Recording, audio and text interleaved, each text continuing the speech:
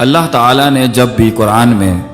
حیات کا ذکر کیا ہے تو اس سے مراد انسان کی روحانی حیات ہے، اس کی روحانی زندگی ہے، کیونکہ ایک ایسی زندگی جس میں انسان کا جسم تو بہت تندرست ہو مگر روح کا نہ اللہ سے تعلق ہو، نہ اس سے کوئی قرب ہو، نہ اس کی تڑپ ہو، نہ ہی اللہ اس روح کی مطلوب ہو، مقصود ہو، معبود ہو، محمود ہو، مدعو ہو، تو ایسے انسان کو اللہ تعالیٰ زندہ ہی نہیں مانتے۔ اللہ کا قرآن ان کو مردہ کہتا ہے، کیونکہ جس انسان کا دل اللہ کی یاد سے زندہ اور منور نہیں،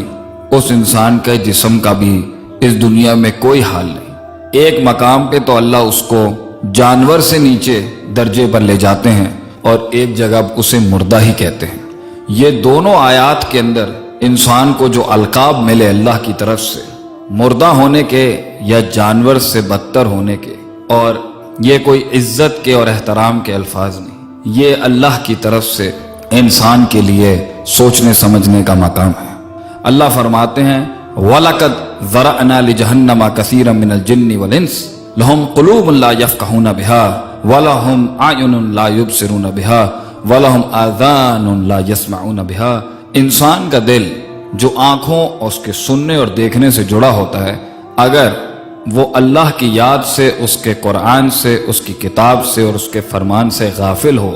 یا منکر ہو جائے تو اللہ فرماتے ہیں اولئک کالانعام، ایسا شخص جانور ہے، بل ہم اضل، مگر جانور بھی اللہ کی تسبیح اور اللہ کی عبادت سے کبھی غافل نہیں ہوتا۔ مگر انسان اگر اس درجے پر آ جائے تو ایک جگہ تو اسے اللہ جانور سے بدتر کہتے ہیں اور دوسری جگہ اللہ فرماتے ہیں اومن کان میتن فاحییناہ، تم مردہ تھے ہم نے تمہیں زندہ کیا۔ یہ دین ہی انسان کو حیات دیتا ہے، اس کی روحانیت کو، اس کی عقل کو، اس کی فطرت کو، اس کی سوچ کو، اس کے افکار کو، اس کے عقائد کو، اس کے انقیادات کو، اس کے ادراکات کو، اس کے احساسات کو، اس کے جذبات کو اصل انلائٹنمنٹ تو یہ دین دیتا ہے انسان کو۔ آ کے